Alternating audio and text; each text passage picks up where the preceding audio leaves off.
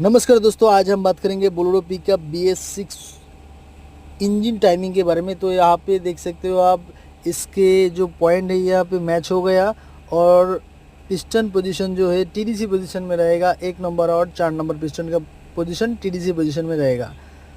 और आप लोगों को एक बार फिर से दिखाने की कोशिश करूँगा। ये देखिए, यहाँ पे पॉइंट जो है क्रैंक गियर और कैम गियर का पॉइंट ऐसे मिलाने से आपका इंजन टाइमिंग ओके हो जाएगा। और इस गाड़ी में आपका पाम टाइमिंग नहीं रहेगा, या पाम टाइमिंग का कोई भी गियर नहीं है और पाम टाइमिंग दिया हुआ है कैम में। तो ऐसे आपको क्रैंक और कैम को टाइमिंग करना